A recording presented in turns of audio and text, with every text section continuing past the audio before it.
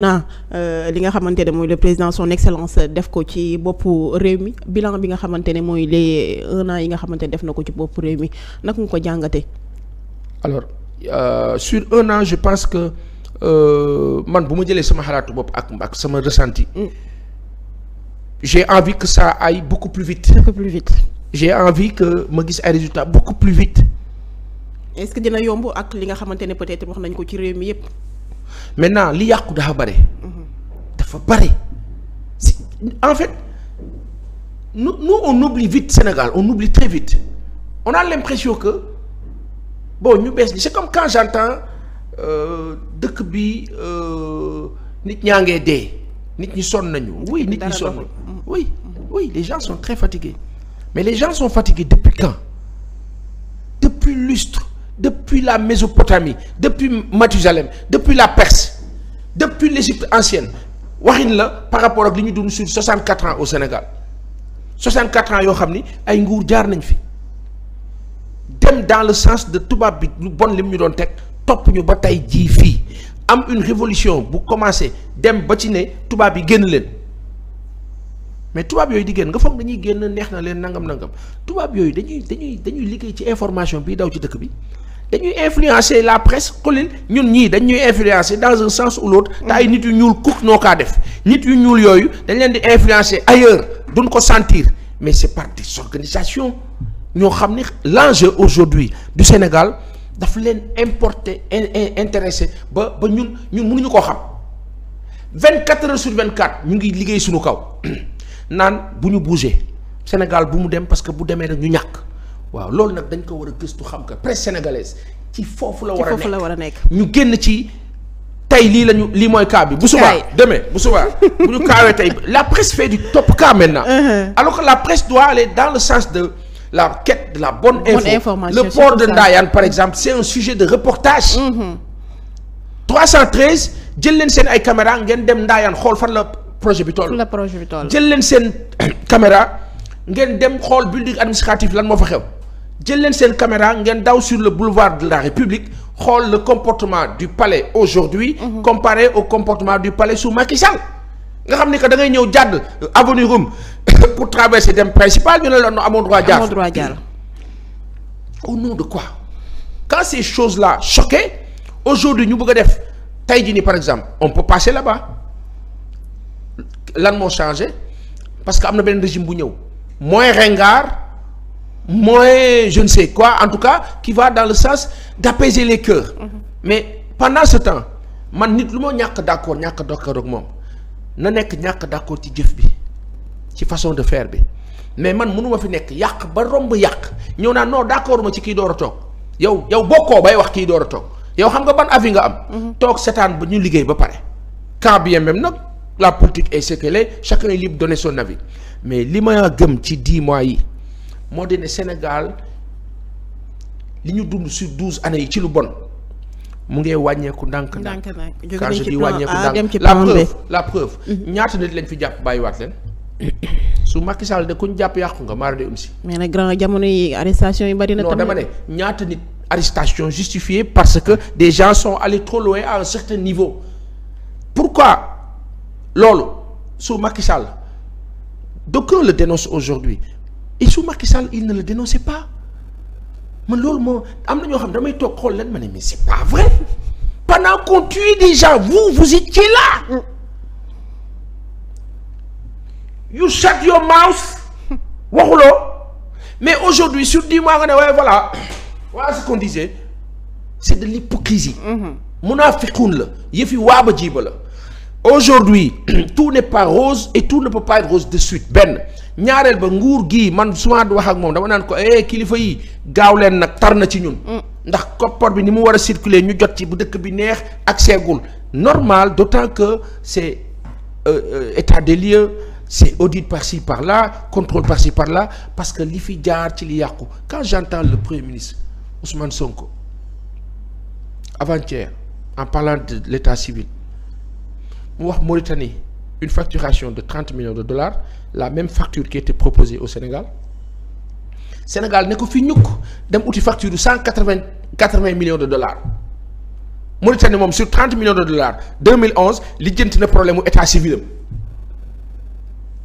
30 millions de dollars c'est quoi 23 24 25 26 milliards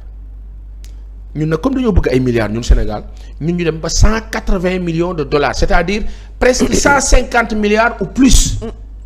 c'est de l'arnaque c'est de l'escroquerie c'est du vol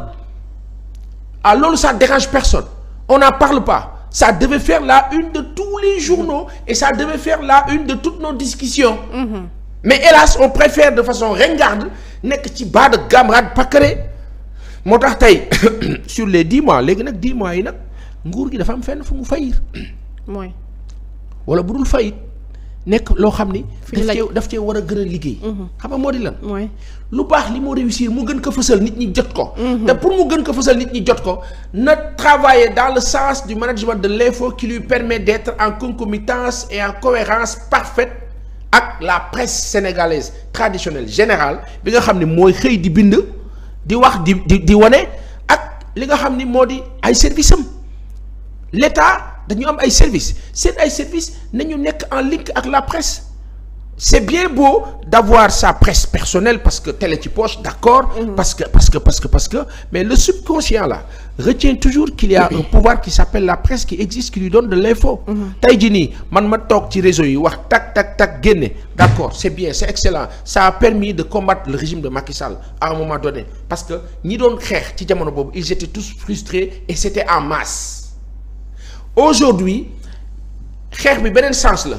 ñi nekkoon ci nguur gi te yàq réew mi ñoo fees dell tey ci réseau yi te ñoom seen rôle day dem dans le sens contraire de réseau yi lañ doon def mais li ngay wax sax grand pour firndeel ko ci communication gouvernement bi bokk na ci avec ki nga xamante ne moom la ñu duppee Jean-Michel Courant mu ngi liggéey bu am solo Jean-Michel Sène moom la ñuy gars yi di ko tooñee Courant mu ngi liggéey bu am solo ci yenn ci ay villages yu nga xamante ne sori nañu lool ci Sénégal te fu mu nekk nii jot nañ ci courant on peut prendre le cas de te gars yi fu mu nekk nii mënuñu koo sax gis. On peut prendre le cas de Jean-Michel, on peut prendre le cas de Dame Mbodj, Sogip, avec de super projets. On peut prendre le cas du ministre Serigne Gueye Diop, on peut prendre le cas,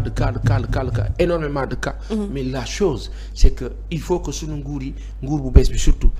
d'accord, c'est bien beau, on est dans notre truc, on gère, mais l'information elle est importante. Beaucoup plus de communication. Il faut que population yi di xam. Réellement, sur le cas de Moustapha Ba nañu wax réellement ce qui s'est passé nit ñi xam ko mu féete boor sur le cas de l'abrogation nañu am une position tranchante et simple du xam ni du nekk mi figue mi raisin parce que tey boo defee abrogation partielle beneen nguur xëy suba jógee fële kenn xamul dans 10 ans dans 20 ans dans 25 ans kenn xamul ñëw rek daal di nekk par exemple quelqu'un koo xam ni moom denc na benn dent bëgg a créer problème ne damay revenir sur l'abrogation qui a eu lieu à tel moment parce que après yooyu yëpp nag ensemble boobu yëpp nag sur 10 mois boo ma laajoon note tey dinaa la ne man mën naa leen jox 6 à 7 sur 10 7 sur 10 voilà man jox 7 sur 10 assez bien mu ngoog am na solo ñu leen di fàttali mbokku internet yi yéen a ngi ci 313 digital ci seen invité spécial tey nag ñu dalal suñu grand Pa Assane Seck dañuy woyandi ba tey ak waxtaan wi ñëwaat ci beneen ponk jëm ci wàllum actualité bokk na ci levée bu immunité parlementaire bu député Moustapha Diop loolu nag ñu fas yéene ko amal ni ki ëllëg nag ci àjjuma ji waaye tey jëlee ci alxames gi nag daal dinañuy convoqué ab plénière foofee ci assemblée nationale bu ñetti waxtu ci digg bëccëg bi jotee sa jàngat ci levée bu immunité parlementaire bu Moustapha. je sais pas y a rien à dire c'est comme tous les autres. su fekkee ni yoon soxla na ko kay na dem wuy ji rek. et je pense que lu mu épouser la lu normal la. ñu bëri jaar nañ ci. moi j'ai pas de commentaire là-dessus si ce n'est que c'est une situation très grave entre moom ak la dame nommée Tabaski Ngom. hélas loolu peut-être mën nañ ne benn la ci li fi xewoon. ci li fi xew Sall mais y en a tonnes et quintales. moo tax man gëmuma aujourd'hui c'est-à-dire oppose naan li ñu laa ko mën waxee faire semblant de s'opposer c'est pas bien. Opposer pour s'opposer c'est pas bien. Mais voir la réalité des choses c'est excellent. Aujourd'hui man su ma bokkoon ci benn opposition bi nga xam ni moo àndoon ak nguur gi fi nekk ay alliés ca Yewwi Askan Wi di xeex nguuru Macky Sall sur 10 mois 11 mois ma dem di àndaat ak Macky Sall ça veut dire que j'ai un problème ça loolu xam man nu ma ko tuddee. laaj man nu ma ko tuddee. ñàkk mën politique. parce que koo xam ni joueur bu ñu jox carton rouge génn ko terrain bi nga ne non damay solidariser ak moom génn terrain bi yow rey sa équipe du intelligent li ma gëm moo ne ki yàq moom yàq na kooku moom mënuma ko soutenir ci dara par contre kii dinaa surveiller ndax du yàq comme moom moo toog man tooguma naa ko yéene jàmm di ko xool nag bu amee faay rek ma alerté te su ma alerté du question damay ñëw won ko ne ko maag yow dañu war a xeex c'est plutôt attention état du Sénégal veillez à ce que parce que quand même loolu bu fekkee jàll na dans un sens ou l'autre ça ne serait pas bien attention ñu nekk ci beneen wéy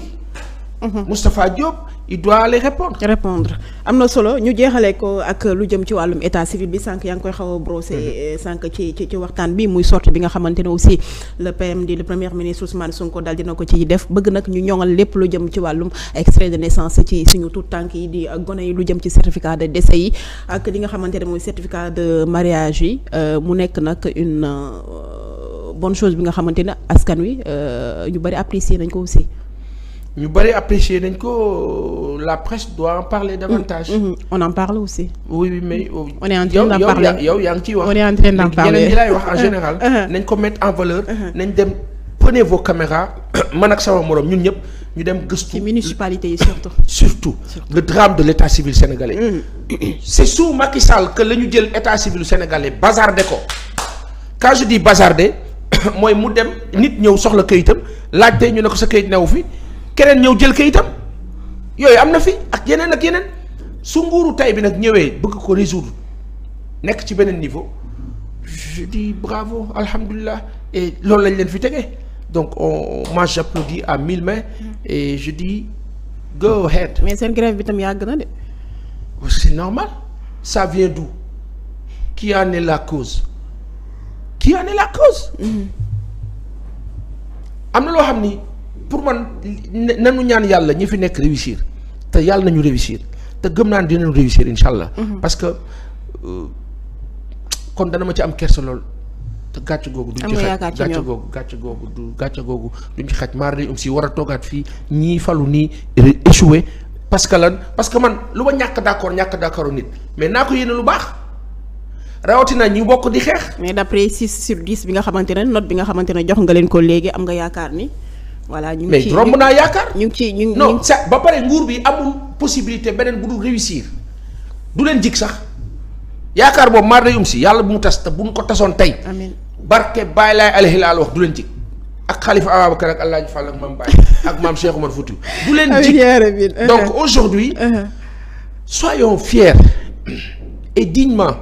def bloc. d'avoir un président jeune fu ñu gis faay nag ñu ne leen déet fii doxul. mu leer mais soutenons ce man damay dégg ñuy wax projet man du ma wax projet soutenons le Sénégal et pour soutenir le Sénégal il y a un régime qui a vaillamment combattu quel que soit alpha ou bêta nañ leen booster doole leen bu ñu fu ñu gisee erreur nag na ko ñëpp signifier mais mu bañ a nekk par parlo ànd naag nit rek lu mu def ak lu muy waaj a def ak lépp non mais dëgg alxaq donc nañ leen jàppale yal na yàlla kattanal. ñu réussir. mu nekk njëriñ pour tout le monde. am na solo mais ba tey dañuy desandi ak mbirub état civil yi certes c'est une très bonne chose bi nga xamante ne nguur gi daal dina koy jël mais jàpp ni aussi dina doon benn manque à gagner ci yenn ci ay municipalités bu fekkente ne jël nañu dogal lépp li nga xamante ne mooy këyit dañ koy def. gratuité maanaam kenn ko gars yi. mais gratuité la war a nekk. mais gars yi parfois boo demee ci mairie yi. non. day laaj ay weccet de. ci Fatima.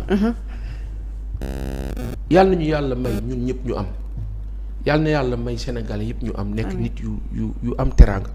ñu dem ba raw ay Qatar ak yooyu ñun ñëpp yàlla nañu ko fekkee te tal ko te lu mën a nekk la ci diir bu ndaw incha allah. parce que nous sommes immensément riches. Inculquons cette chose-là dans la tête de tout le monde disons aux Sénégalais vous êtes un peuple immensément riche ñu xam suñu bopp. refusons le misérabilisme les 200 francs 300 francs yi gars yi di recueillir pour benn extrait de naissance bu dat soo bullshit nga baal ma ko parle de mais niñ kaa amee du yoon donc nañu dem ci sens boo xam ni état bi fi mu defee gratuité pour l'état civil dina jël en charge ñooñu ñu recycler leen ñu yóbbu leen ci beneen sens ñu dem beneen sens boo xam ni dinañ gagner seen vie décemment et le pôle industriel du Sénégal bu développé saa yi la am na ñu bëri ñoo xam ne dootuñu tal. dootuñu 200 francs extrait. am na solo mais jàpp ni aussi mesure bi war nañ ko gën a yaatal ci yeneen bokk na ci wàllum loyer bi wàllum foncier bi certes nag régime bi mu ngi ciy def liggéey bu am solo. ça viendra incha allah. voilà. ça viendra incha allah am na solo mais aussi am na benn information bi nga xamante ne moo